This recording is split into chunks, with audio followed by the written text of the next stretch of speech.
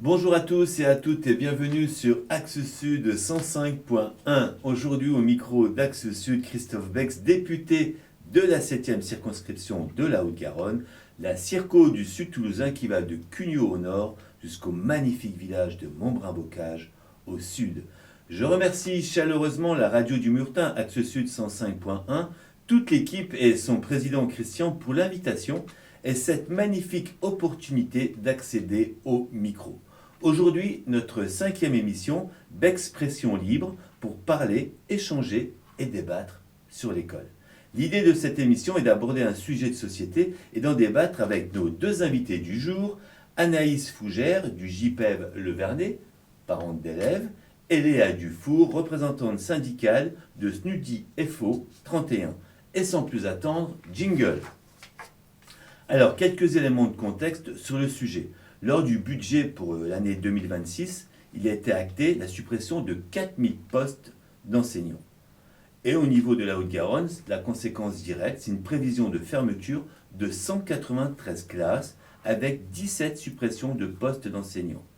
Il est acté aussi 11 fermetures dans la 7e circonscription de la Haute-Garonne, dans les communes de Haute-Rive, Beaumont-sur-Lèze, Cugnaux, Frouzins, Lavernos-Lacasse, Moressac, Amuret, 3 classes dont 2 au groupe scolaire du Barry, à Seyss et à Villeneuve-Tolosane.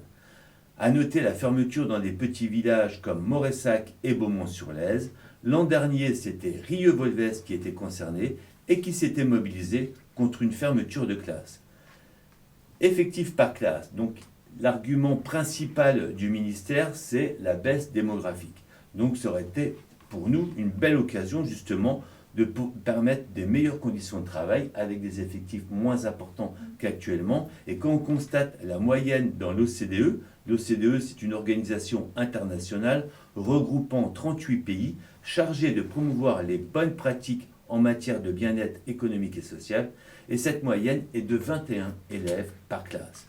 Le rectorat, c'est-à-dire le ministère, vise lui un objectif de 24. Pourquoi 24? Je n'ai pas de réponse sur ce chiffre-là, et monte jusqu'à 28 pour les plus âgés.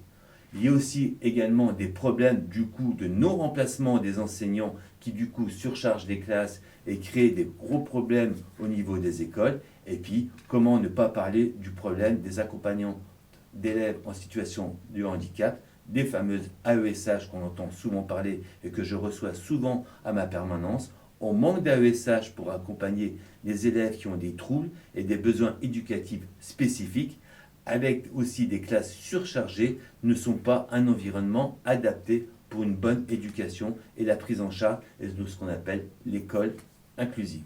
Donc, pour répondre à mes questions, je vais laisser la parole maintenant à Anaïs Fougère du JPEV Le Vernet et Léa Dufort, représentante syndicale de SNUDI FO 31, pour les enseignants du premier degré, enseignante remplaçante à Rieux-Volves. Et ma première question, que je vais vous laisser développer à chacune votre tour, est-ce que tout d'abord vous pouvez vous présenter et présenter votre situation par rapport aux fermetures de classe en Haute-Garonne? Je vous laisse commencer. Oui, je suis Léa Dufort, enseignante dans le sud de Toulouse et je représente donc le syndicat SNUDI FO 31 des enseignants du premier degré. Moi, ma situation, alors je suis pas, j'ai pas de classe attitrée, donc moi je suis pas dans une école. Par contre, je suis remplaçante, donc tout ce qui touche les enseignants qui sont absents, les burn-out, etc. Enfin bref, là je suis concernée effectivement. Et comme je suis au syndicat des enseignants du premier degré, on est contacté tous les jours face aux fermetures de classe et très très mobilisé à ce sujet. Et donc moi, Anaïs Fougère, donc je suis la présidente du JPEV des écoles maternelles et élémentaires du Vernet. Et nous, heureusement, cette année, nous n'avons pas de fermeture, mais l'année dernière, nous avons subi une fermeture tardive, c'est-à-dire qu'elle a eu lieu après la rentrée scolaire. Nous avons fermé une classe de moyenne section fin septembre, ce qui a beaucoup impacté les enfants, l'école et les parents aussi. Alors, comme je le disais dans mon propos, c'est vrai que l'argument massu du ministère et du DAZEN, c'est la baisse démographique que l'on nie pas. Il y a de moins en moins d'enfants qui naissent en France, donc du coup, moins d'enfants qui vont être scolarisés forcément en maternelle, en école et à terme après dans les collèges et les lycées. Et nous, notre argument, c'est justement, quand on regarde la moyenne de l'OCDE, et nous on vise plutôt vers une moyenne entre 18 et 20, pour permettre justement une école inclusive, des meilleures conditions de travail pour les personnels, et aussi pour un meilleur accueil pour les enfants, parce que pour nous, l'école, ce n'est pas un coût, c'est avant tout un investissement pour la nation et pour notre avenir. Et deuxième question que je souhaite aborder avec vous, comment est-ce que vous êtes organisé quand vous avez appris ou quand vous apprenez justement qu'une classe allait fermer dans votre établissement, parce que ce qu'on connaît en 2026, on l'a connu les années précédentes, en 2025, en 2024, et quand on voit la trajectoire qu'a prévue le ministre au niveau des 10 années qui viennent, ce qu'on connaît actuellement, c'est moins pire que ce qu'on va connaître dans les années suivantes. Donc même si actuellement il y a 11 fermetures dans la 7e circonscription, il faut s'attendre que dans les années suivantes, il va y en avoir des dizaines d'autres qui vont impacter toutes les communes et à terme des fermetures d'écoles dans les communes. Et on sait très bien que quand on ferme une école dans une commune, c'est de la vie qui s'en va dans les communes. On manque déjà de services publics, on manque de services de proximité, et quand l'école ferme dans une commune, eh ben, c'est une petite mort de la commune. Donc comment est-ce que vous êtes organisé quand justement vous apprenez qu'il y a une fermeture de classe dans votre établissement? Qu'est-ce qui se passe? Vas-y, pardon. Nous, ça nous est donc arrivé 2 fois sur les 3 dernières années, toujours sur la maternelle. Donc on a eu une fermeture, puis une ouverture, puis une fermeture tardive. Les 2 fois, on s'est mobilisé. Donc on a essayé de contacter le rectorat, le DAZEN. On a manifesté devant l'école, on a contacté Monsieur Bex, on a contacté la télé. Parce que nos enfants ne sont pas des chiffres pour remplir un tableau Excel, clairement. Ils sont là pour apprendre, et effectivement, des classes à 27, on n'apprend pas dans une classe à 27. Et donc, du coup, nous, la première fois, on s'est mobilisés. Malgré notre mobilisation, la classe a fermé, mais ils nous avaient promis une ouverture l'année d'après, ce qu'on a eu, pour un an après, nous refermer la classe fin septembre. Sur la fermeture fin septembre, on n'était pas contre la fermeture parce qu'on était conscient des chiffres qui étaient en baisse et qu'effectivement on n'aurait pas des classes à 27. Là où on a manifesté, c'est qu'en fait pour nous une fermeture 3 semaines après la rentrée scolaire sur une classe de moyenne section est inadmissible pour les enfants, pour leur rythme, pour leur cadre. Ils étaient habitués à leur maîtresse, ils avaient commencé à mettre des choses en place. Et 3 semaines après, on leur dit ta maîtresse, elle s'en va de l'école. Vous, les copains que vous aviez en classe, ils partent dans d'autres classes. Vous êtes répartis en petits groupes dans les 5 autres classes. C'est très très compliqué pour les enfants et puis pour les enseignants qui récupèrent d'autres enfants 3 semaines après la rentrée. Et on a eu ensuite sur cette école cette année beaucoup de problèmes de remplacement, de professeurs non remplacés. De professeurs qui partent en burn-out, ce genre de choses. Donc forcément, ça impacte énormément les enfants, et que ce soit sur la maternelle ou l'élémentaire. Oui, exactement.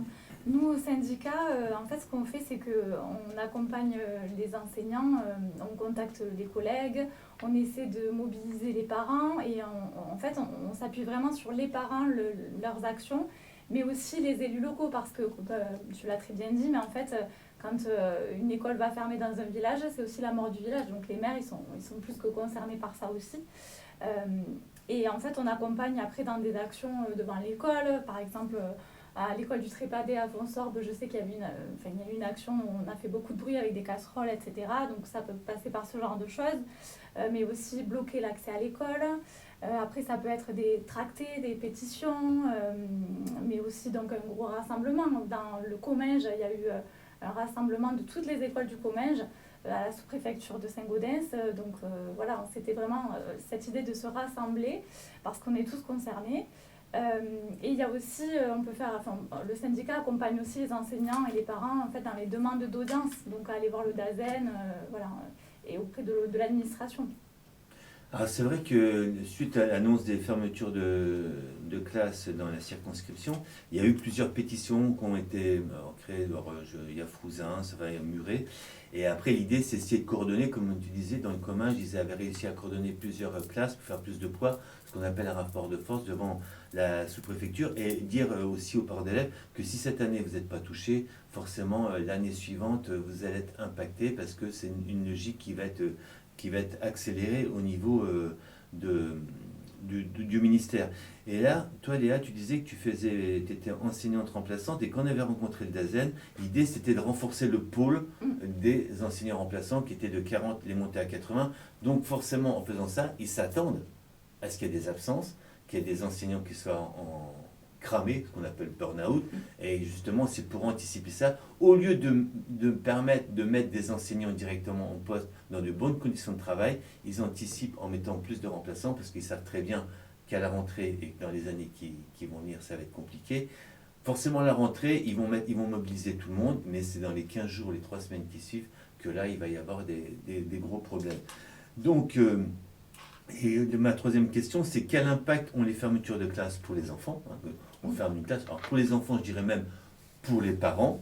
Et qu'est-ce que vous avez pu constater justement au concret, au niveau sur le terrain? Parce que c'est intéressant d'avoir votre parole, vous êtes concrètement sur le terrain auprès des parents et des enfants. Qu'est-ce que vous avez pu constater justement quand il y a une fermeture de classe qui est constatée dans une école? Quand il y a une fermeture de classe, ce qui est constaté, c'est que déjà il y a une instabilité pour l'équipe, pour les élèves, et ça dépend un peu aussi de la période, etc. Mais quoi qu'il arrive, en fait, il faut aussi se dire qu'il y a un enseignant qui perd son poste et l'équipe va changer. Enfin, c'est sûr qu'à ce niveau-là, c'est des conditions de travail compliquées. Et ce que ça implique par la suite, c'est des effectifs beaucoup plus chargés. Moins de temps pour s'occuper en fait de chaque élève et donc forcément des conditions d'apprentissage dégradées. Bon, alors je vais juste donner un chiffre, tu me diras si je me trompe, mais les classes à 24 ne sont obligatoires que pour les CP et les petites sections. Pour tout le reste, on peut être à 27, 28 sans aucun problème. Alors c'est très bien pour les petites sections et les CP, mais pour les autres, tant pis pour eux. Et quand on ferme des classes, du coup on a des CE1, des CE2, des CM1, des CM2 qui arrivent à 28 par classe. Et 28 par classe, l'enseignant ne peut pas apprendre aux enfants. C'est impossible. Ils sont 28 petits enfants à gérer, 28 difficultés, parce que chaque enfant peut avoir ses forces et ses faiblesses aussi. Et du coup, on n'a pas le temps de prendre du temps, de prendre 5 minutes de plus pour expliquer une consigne. Et le manque d'AESH renforce cette chose-là, puisque l'école inclusive est une chose merveilleuse, mais malheureusement, le manque de moyens montre la limite de l'école inclusive. C'est-à-dire que du coup, on arrive avec des classes surchargées, où les apprentissages se font mal, et ils le disent à la télé aujourd'hui, que les enfants sont entre guillemets moins intelligents. Je pense que c'est pas une question qu'ils sont moins intelligents, c'est une question qu'on est à 28 par classe et qu'on prend plus le temps d'aider les enfants en difficulté, de réexpliquer une consigne, parce que tout simplement on n'en a pas le temps et on n'en a pas les moyens. Et c'est ça que ça occasionne, les fermetures de classe. Oui, il y a une baisse démographique, mais on pourrait en faire quelque chose de très bien en déchargeant les classes, en laissant les classes ouvertes, en ayant 20 élèves par classe. Ça serait un vrai bonheur pour les enfants et pour les enseignants. Oui, exactement. Ça serait vraiment... on n'enseigne pas de la même façon en fait en ayant 20 élèves qu'en ayant 28, c'est clair. Et voilà, l'école inclusive, c'est ok, c'est un idéal, mais en fait, vu le manque de moyens qu'il y a on n'aura jamais les moyens, c'est sûr. Donc, c'est vraiment une utopie en fait. Là, vraiment, ce qui est compliqué, en fait, c'est que c'est une logique comptable et que là, pour l'humain, en fait, on ne peut pas. C'est pas possible. Donc, au lieu de penser en termes de on va faire des économies, non, c'est comment, en fait, on peut améliorer les conditions d'apprentissage des élèves et surtout, c'est l'avenir de demain, quoi, nos enfants. Donc, c'est quand même très, très important. Et je reviens juste sur le fait que donc il y a 80 postes de titulaires remplaçants de créer, enfin à peu près 80. En fait, l'idée ça a été là de de déshabiller Paul pour habiller Jacques, parce que il y a 193 à peu près ou 15 fermetures de classe. Mais en fait, on prend un poste d'enseignant qui était devant la classe, on l'a enlevé pour ensuite en faire des remplaçants. Mais je sais pas, pour moi, on marche sur la tête. Et l'idée aussi de l'administration, en fait, c'est, ils se servent de la baisse démographique, alors certes, elle y est, c'est vrai, mais voilà, mais comme tu dis bien, on aurait pu en profiter pour avoir de meilleures conditions d'apprentissage et de conditions de travail. Et surtout, le problème aussi, c'est que l'administration souhaite à terme faire du maillage territorial. Donc, regrouper en fait des petits secteurs sur une grosse école, et donc ça deviendrait une usine. Et beaucoup moins, voilà, encore une fois, les conditions de travail dégradées. Alors, vous avez abordé justement ce corps de métier des AESH, des accompagnants d'élèves en situation de handicap. Et moi, il ne se passe pas une semaine sans que je sois sollicité justement par les AESH qui vivent des situations compliquées. C'est des personnes, majorité femmes, féminines, qui font un travail fabuleux, qui adorent leur métier. Mais encore hier, j'ai reçu des AESH dans une école de Muret où 40% des élèves sont en situation de handicap et elles en ont 10 ou 11 à s'occuper. Donc non seulement il y a un problème de formation par rapport aux enseignants qui eux sont formés, problème de matériel, de reconnaissance et manque de moyens aussi et face à l'impossibilité, face aux besoins criants, et donc on est dans une situation où tout le monde est perdant, non seulement les familles, les enfants et elles, tout le monde. Et cette école inclusive qui est une très très belle idée, c'est sortir les gens, les enfants d'établissement et les mettre au contact avec d'autres enfants au niveau sociabilité, citoyenneté, c'est vraiment bien. Mais si derrière, et tout le monde est d'accord, franchement, quand on reçoit des AESH à l'Assemblée nationale, tous les députés, certains découvrent la situation, oui, il faut faire quelque chose, Mais nous, on a fait une proposition de loi justement pour qu'il y ait un statut, on fait une formation, un statut, catégorie B, tout ça. Et ça a été retoqué, parce que derrière, il faut des moyens. Et puis, oui, il faut vraiment reconnaître que c'est un métier à part entière, que ce n'est pas un métier de garde d'enfants, c'est des personnes, des jeunes en situation de handicap qu'il faut à tout prix accompagner, des familles qui sont en détresse, et que l'État, justement, ne répond pas à cette demande. Et c'est un vrai sujet. Les AESH, c'est devenu le deuxième corps de métier de l'éducation nationale. Il y a les enseignants, les AESH, je crois que ce sont 190 000 à majorité femmes. Il y a des hommes, mais à 95% ce sont des femmes. Et c'est à peu près les mêmes problèmes qu'on retrouve avec les auxiliaires de vie qui travaillent auprès de nos aînés ou de personnes handicapées à domicile.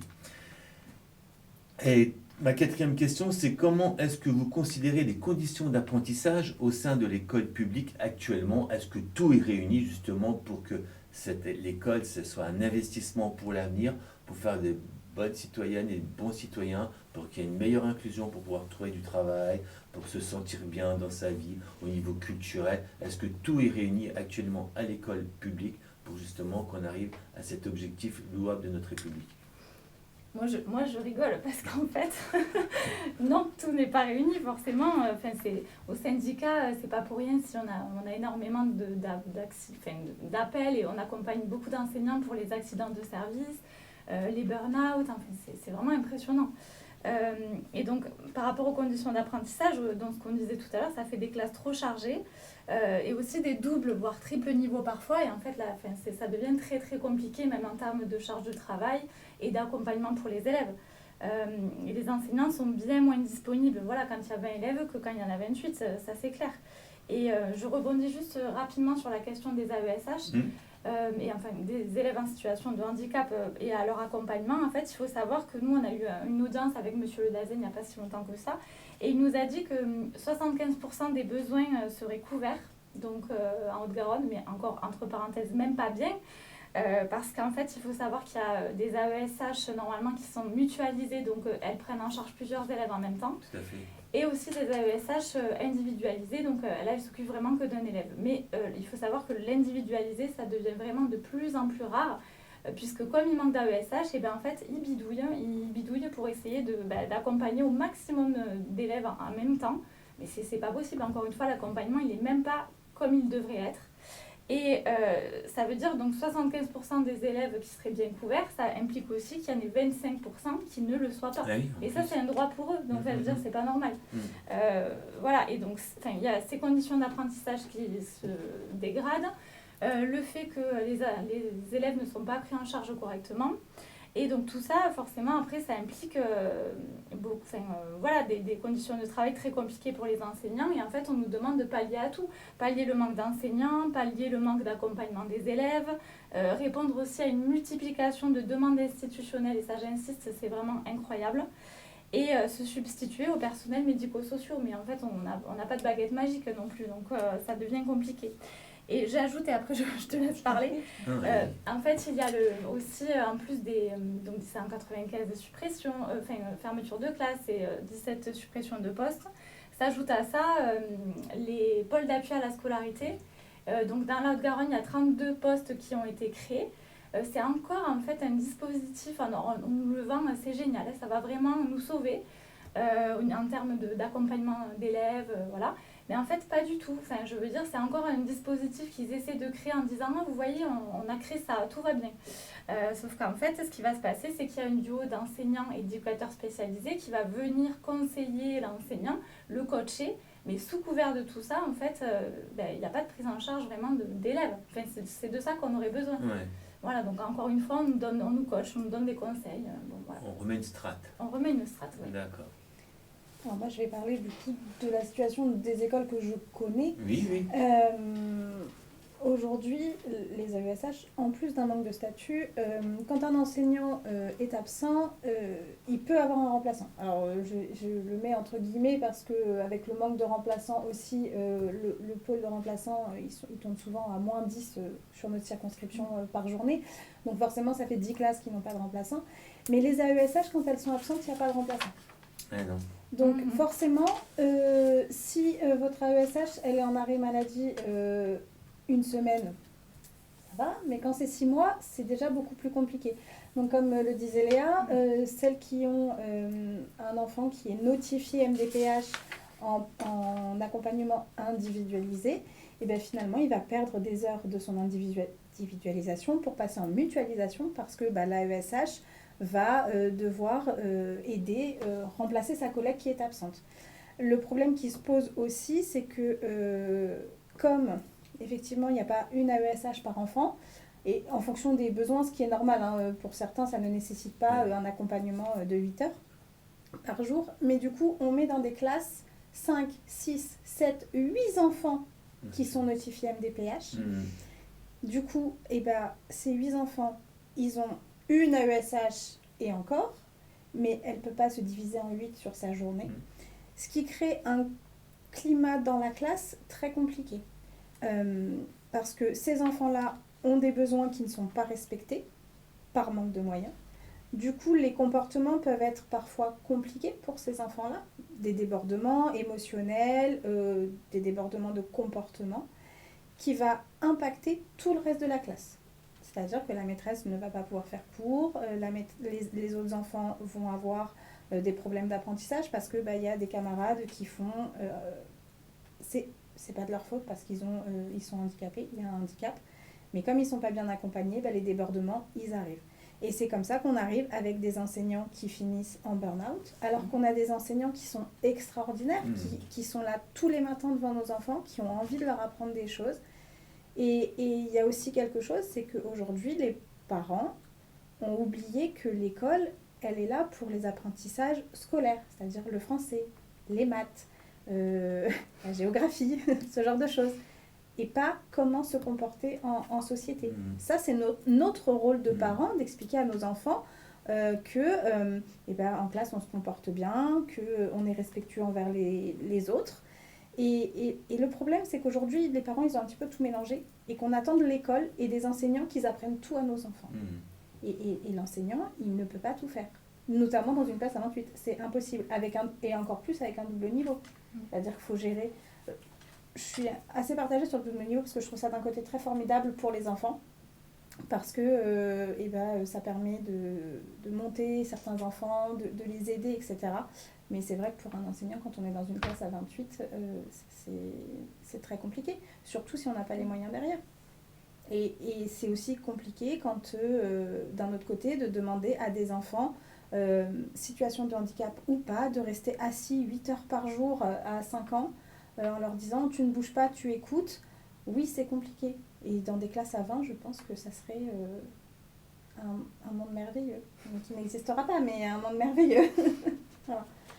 Merci. Alors justement, Léa, tu es une jeune enseignante, professeure des écoles, qu'on appelait avant institutrice. Oui. Avant, c'était l'école normale, maintenant ça a changé de nom, c'est-à-dire l'INSPE. Enfin, je voulais savoir que justement, est-ce que la formation, comme disait Anaïs, on demande beaucoup de choses à l'école, toutes les difficultés qu'on connaît au quotidien, on demande à l'école de répondre à tout ça, que les parents sont peut-être moins présents, ça c'est peut-être un autre débat, est-ce que les parents sont absorbés par leur vie quotidienne, ils vont travailler à 1h30 de leur lieu de vie, donc le temps qu'ils reviennent, ils reviennent à 7h le soir, enfin bref.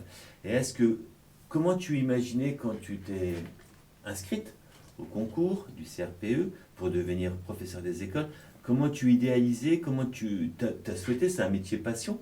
Ah oui, complètement. Oui, oui. Et au bout de 2 ans, ton retour d'expérience, est-ce que tu avais une formation assez solide pour répondre à déjà la formation, comment elle se passe, et c'est 2 ans, 3 ans, et est-ce que tu es satisfaite de ton métier, voilà, ton ressenti au bout de 2 ans, ça serait intéressant en tant que jeune professeur des écoles. Oui, alors mon ressenti, comment dire, j'avais fait déjà beaucoup de stages, je connaissais la réalité du métier, donc je sais pas, comme si je débarquais avec tous mes rêves, que j'arrivais en classe, voilà. Je connaissais la réalité du métier, donc voilà, je sais qu'il y a des aspects qui sont très difficiles, mais en fait la formation des enseignants, donc à l'INSPE, ne prépare pas à tout, ça c'est clair, enfin, je veux dire, on se forme sur le terrain, c'est nos collègues aussi, les situations qui nous forment, enfin. Il y a des choses, en fait, on ne peut pas le prévoir. Je veux dire, se faire taper par un élève, on a du mal à se l'imaginer. Voilà, donc quand ça arrive, qu'est-ce qu'on fait? Qu'est-ce qui se passe?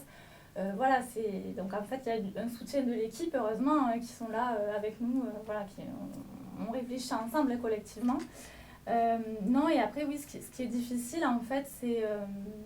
oui, c'est le comportement. En fait, on se retrouve à moins enseigner. Enfin, c'est notre cœur de métier, pourtant, enseigner, mais on se retrouve, en fait... à devoir faire des fois la police, voilà, par rapport au comportement des enfants, et à gérer voilà, des troubles par rapport aux élèves qui sont en situation de handicap. Comme il y a moins d'accompagnement au niveau des AESH, etc., c'est à nous de le faire, mais du coup, ça dégrade forcément l'enseignement qu'on est en train de faire, en fait. Donc oui, ça, je trouve ça... Oui, ça, c'est très compliqué. Oui. Et comme disait Anaïs, on demande beaucoup de choses à l'école, et comment vous voyez quand justement, soit quand il y a une fermeture de classe, ou même, est-ce que vous sentez les parents qui se mobilisent, ou on va dire on va mettre les enfants à l'école au matin au CLAE parce qu'on va aller travailler, parce qu'on a plein de préoccupations, et ça je comprends, et puis le soir on va venir chercher les enfants à 6h, 6h30, et puis voilà, et on ne veut pas savoir ce qui se passe.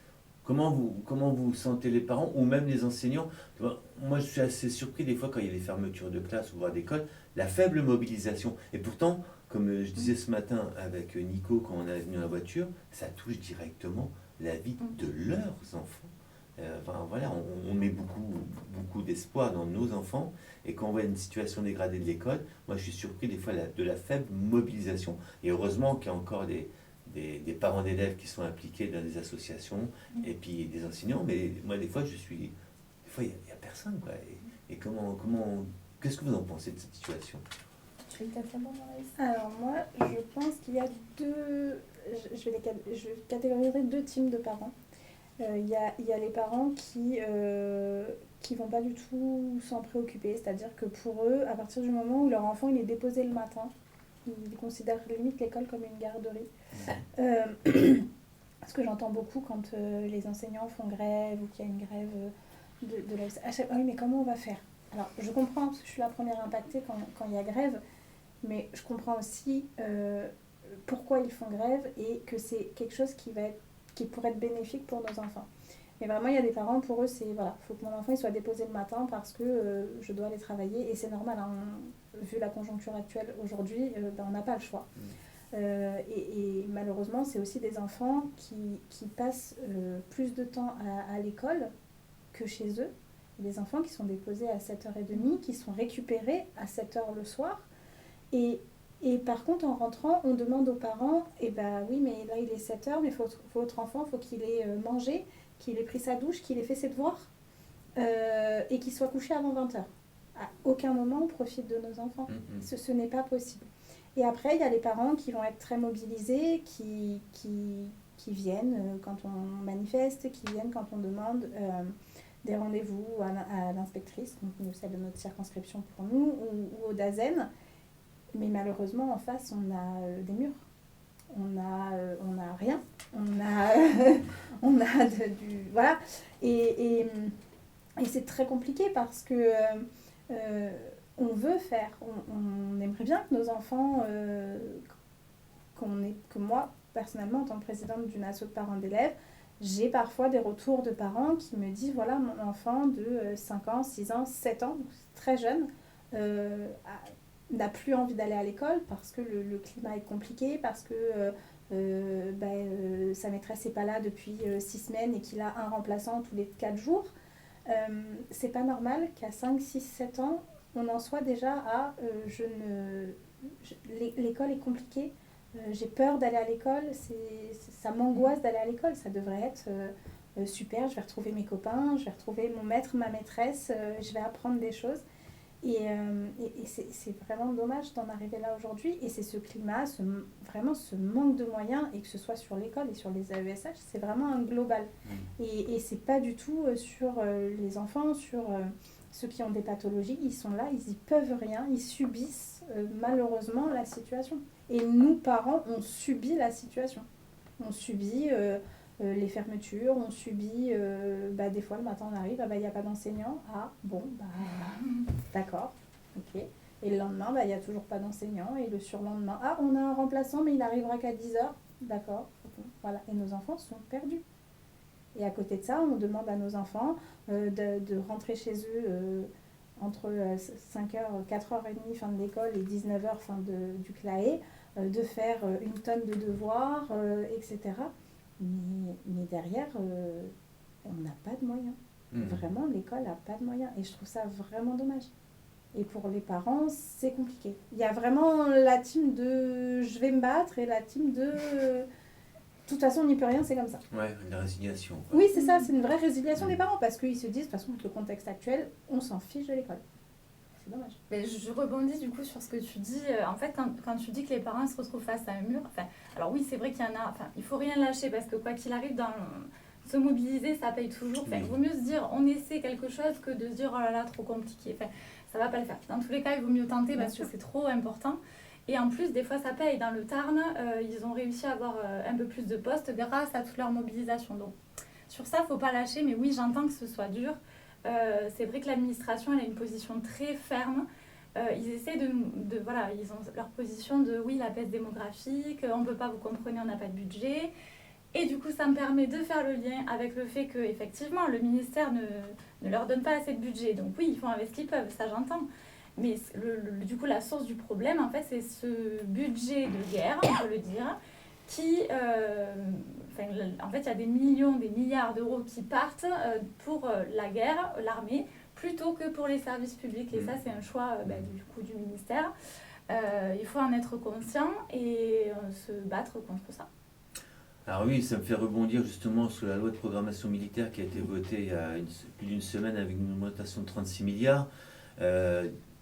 Personnellement, en tant que parlementaire, on n'est pas contre de mettre 36 milliards pour notre souveraineté, pour notre défense et tout, à condition que ça n'impacte pas des budgets essentiels des services publics. Et quand je dis les budgets essentiels, les deux qui nous restent encore, c'est la santé, avec la sécurité sociale, les hôpitaux, on ferme des lits, et les écoles. C'est les deux essentiels. Et malheureusement, le Premier ministre a dit que oui, il va y avoir une augmentation justement pour la crise actuellement sur l'essence, mais qu'il n'y aura pas d'augmentation d'impôts, c'est-à-dire qu'on ne va pas prélever plus, donc on va faire des restrictions budgétaires sur les autres postes. C'est pour ça que je suis assez, pas pessimiste, mais ce qu'on vit actuellement, l'année prochaine, le budget 2027 va être très très très très compliqué à boucler. Et en sachant aussi que là, on parle des personnels, mais après, ça dépend dans quelle commune on est, parce que l'école dépend de la commune et des équipements. Alors, il y a des communes qui ont des moyens, qui peuvent avoir des belles écoles avec des équipements, du matériel, des claviers qui fonctionnent, et puis d'autres, justement, et quand je vais parler des AESH, il faut savoir que des fois, les AESH, comme siège, elles n'ont qu'un tabouret en bois, et quand elles sont obligées d'accompagner 4 enfants dans la classe, eh ben, bien souvent, elles travaillent, elles sont à genoux à côté de leurs enfants pour pouvoir se tourner. Elles n'ont même pas un tabouret, comme elle me disait, quand vous allez dans un salon de coiffure, les coiffeurs, ils ont des tabourets à roulettes qui sont très pratiques. Ben ça, non. Elles demandent, donc elles sont obligées de s'acheter des tabourets à roulettes. C'est des petits détails, mais au niveau des conditions de travail, c'est très compliqué. Donc si la commune a les moyens, on peut avoir des bonnes conditions d'accueil. Après, on peut avoir on inaugure des collèges et tout, on a des beaux établissements, c'est bien, mais derrière, il faut mettre, c'est comme dans les hôpitaux ou les lycées, il faut mettre des personnels.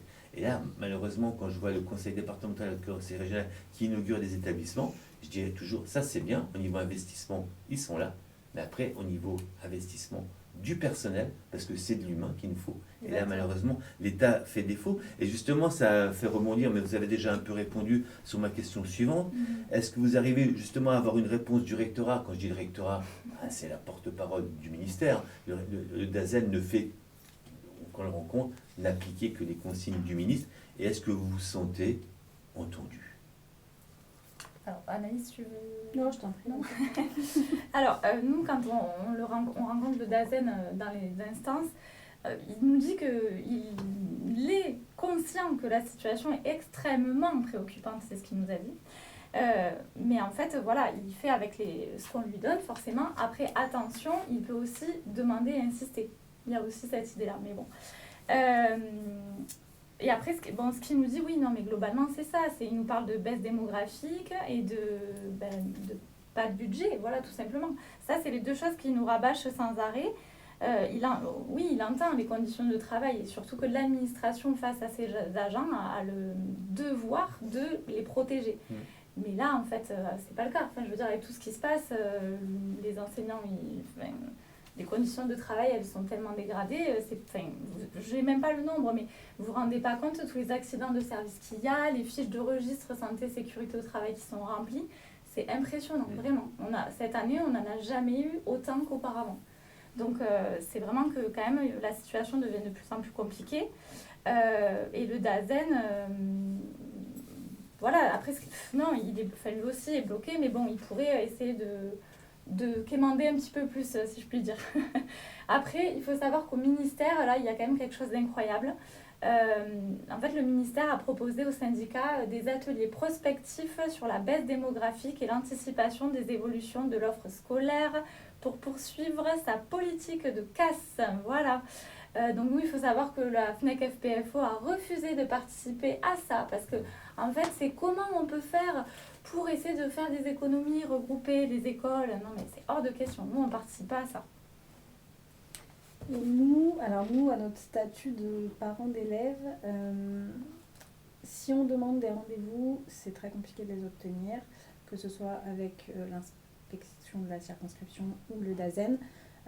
Ça va fonctionner quand on va faire du bruit. Ouais. Donc oui. voilà, alors c'est dommage d'en arriver là. Donc on fait du bruit, c'est à celui qui criera le plus fort. Mais par contre, on sent qu'on n'est pas toujours pris en compte, qu'on n'est pas toujours pris au sérieux. Il y a quelques semaines de ça, nous avions rendez-vous donc, avec l'inspection de notre circonscription. Et en arrivant, j'ai fait mobiliser plusieurs parents, on était une bonne dizaine. Hein. Donc c'est en semaine, sur des horaires de travail. Donc c'est des parents qui ont posé des heures, qui se sont débrouillés pour venir. Et quand on est arrivé au rendez-vous, eh bien notre inspectrice n'était pas là. Voilà, nous n'avions pas été prévenus. Donc nous avons été reçus par ses collaborateurs et la réunion a eu lieu et tout. Mais voilà, c'est compliqué parce qu'on n'est pas prévenu. On pense avoir rendez-vous avec quelqu'un qui nous dit rien. Et au moment où on arrive, on nous dit elle a eu une urgence. Alors on l'entend, c'est possible, mais un petit appel, un petit mail, voilà, on sent qu'on n'est pas pris au sérieux, que voilà. Alors j'entends le manque de moyens, je le comprends, voilà, je le comprends. Effectivement, on fait avec les moyens qu'on a, mais ça ne devrait pas être au détriment des enfants. Et des enseignants, hein, parce que c'est eux qui sont tous les jours devant nos enfants et dans des situations qui sont parfois compliquées. Alors c'est vrai que, comme tu l'as dit, quand on fait du bruit, quand il y a un rapport de force, et c'est déjà arrivé que on arrive à sauver soit la fermeture d'une classe ou d'une école, quand il y a une grosse mobilisation des parents, de la population, même si on n'est pas concerné avec des enfants parce que c'est la vie d'un village, des élèves, de la presse, et des élus locaux ou nationaux qui viennent. Et ça, forcément, tout de suite, le rectorat va nous appeler dans l'après-midi. Ils ne veulent pas, justement, que ça fasse pas de bruit, quoi. Ça marche, on veut dire. Mais on va déplacer le problème. On va peut-être sauver une classe dans la commune là, mais ça va être une autre commune qui va être impactée. Nous, ce qu'on a essayé de lancer à l'initiative du département du Lot, c'est de demander un moratoire. On arrête les fermetures, on regarde ce qui se passe, on regarde les moyens, qu'est-ce qu'il est possible de faire. Donc au niveau du département, moi je suis à l'initiative de demander un moratoire. Il y a plusieurs députés aussi qui ont fait des propositions de loi pour avoir un moratoire justement pour être sur les fermetures, parce que je rappelle quand même qu'on va rentrer dans un cycle, on est dedans dans une campagne présidentielle, et que je pense que la santé, les services publics en général, mais la santé, l'éducation, mais même la présence des services publics au quotidien. Je vois à Muret, par exemple, on est concerné aussi par la fermeture d'une maternité. D'accord, elle fait moins d'accouchements, baisse de la démographie, mais si celle de Muret va être impactée, à terme, ce sera celle de Saint-Gaudens qui ne fait que 300 accouchements par an. Et à terme, quelqu'un qui attendra un enfant, faudra qu'il fasse, je ne parle même pas en kilomètres, parce que ça ne veut rien dire, les kilomètres. S'il faut monter sur Toulouse, ça peut être 1h30, voire 2 heures pour aller accoucher. Enfin, c'est donner la vie, c'est beaucoup d'espoir, c'est une joie incroyable, et c'est du stress. Enfin voilà, on peut pas abandonner comme ça la population. Et ma dernière question, c'est qu'est-ce que vous aimeriez pouvoir dire? Imaginez que vous avez le ministre de l'Éducation devant vous. Qu'est-ce que vous aimeriez pouvoir dire au ministre de l'Éducation et quelles seraient vos revendications, une ou deux? Là, vous avez le ministre devant vous, profitez-en, vous avez 2 minutes. Alors, nous, moi déjà, ce que je dirais en premier, je dis moi, mais je parle aussi au nom du syndicat, c'est de l'argent pour l'école et pas pour la guerre, tout simplement. Annuler les fermetures de classes et les suppressions de postes. Un vrai statut et un vrai salaire pour les AESH et les AED, on n'y pense pas assez aussi. L'abandon de ces fameux pôles d'appui à la scolarité, là. La reconstruction des RASED, réseaux d'aide spécialisés des élèves en difficulté.